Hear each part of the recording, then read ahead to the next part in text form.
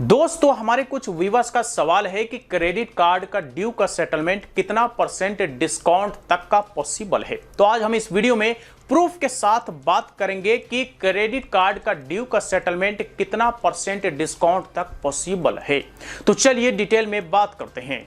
तो देखिए, आगे बढ़ने से पहले थोड़ा आप ये जान लीजिए कि जो क्रेडिट कार्ड या फिर पर्सनल लोन का सेटलमेंट होता है, ये कस्टमर्स का राइट नहीं होता, कस्टमर्स का अधिकार नहीं होता, बल्कि कहिए तो बैंक के तरफ से ऑफर किया गया एक फेवर होता है। कहिए तो एक तरह से अकाउंट को सेटलमेंट करने का एक ऑप्शन होता है कि थोड़ा डिस्काउंट दे करके हम अपने कस्टमर्स का जो लेन देन का बकाया है इसको रफा दफा किया जाए, इस मामले को खत्म किया जाए। इसी वजह से बैंक सेटलमेंट ऑफर करती है। कस्टमर अगर चाहे कि हम सेटलमेंट अपने तरह से करवाएं, तो चूंकि कस्टमर का सेटलमेंट का राइट नहीं होता, इसलिए कस्टमर्स के कहने के बाद भी बैंक चाहे तो रिजेक्ट कर दे, बैंक चाहे तो एक्सेप्ट करे, ये पूरा बैंक के पास अधिकार होता है, क्योंकि ये बैंक के तरफ से दिया गया एक फेवर होता है, ना कि कस्टमर का अधिकार। अब बात करते हैं कि जो क्रेडिट कार्ड का ड्यू का सेटलमेंट होता है वो मैक्सिमम कितना % तक का डिस्काउंट पॉसिबल होता है। तो देखिए,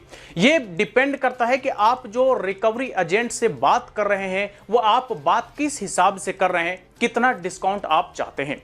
क्योंकि बैंक तो चाहेगी कि हम ज्यादा से ज्यादा अमाउंट रिकवर करें अपने कस्टमर से, तो बैंक तो चाहेगी कि पूरा पैसे ले ले, लेकिन अगला बंदा जो कस्टमर है वो किस तरह से डील करता है, किस तरह से कम्युनिकेट करता है, किस तरह से अमाउंट को निगोशिएट करता है, ये सारी चीजों पर डिपेंड करता है कि आपको सेटलमेंट कितना % डिस्काउंट पर मिलेगा। अब आप यहां पर एज अ प्रूफ एक सेटलमेंट लेटर देखिए। ये स्टेट बैंक ऑफ इंडिया के क्रेडिट कार्ड का सेटलमेंट लेटर है, जिसका जो टोटल अमाउंट ड्यू है वो है 1,68,748.50 पैसे। जी हां, यानी कि 1,68,000 रुपए का ड्यू है।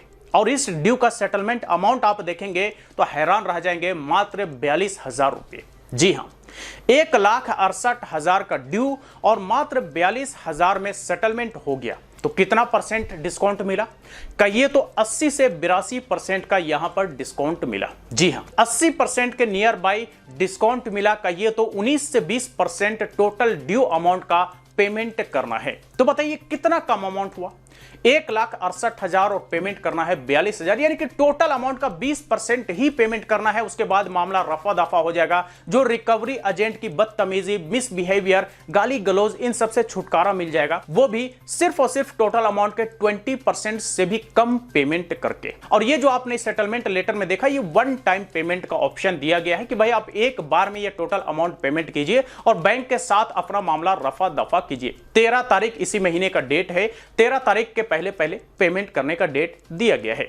यह हमारे एक व्यूअर्स का ही सेटलमेंट लेटर है, जिसे अब से पहले सेटलमेंट के नाम पर जो है ठगी हो गया था कि भाई 24,000 रुपए में सेटलमेंट हुआ, लेकिन वो जो अमाउंट पेमेंट किया गया कस्टमर की तरफ से वो विदाउट सेटलमेंट लेटर लिए ही पेमेंट किया गया, इसलिए वो इंटरेस्ट वगैरह और पेनल्टी वगैरह में सारा एडजस्ट हो गया। ठीक है, तो अब जो है इनका फाइनली सेटलमेंट हुआ है, जो कि टोटल अमाउंट के 20% ही पेमेंट करना है और इतना पेमेंट करने के बाद उनका मामला रफा दफा हो जाएगा, यानी कहिए तो मामला सेटल्ड हो जाएगा।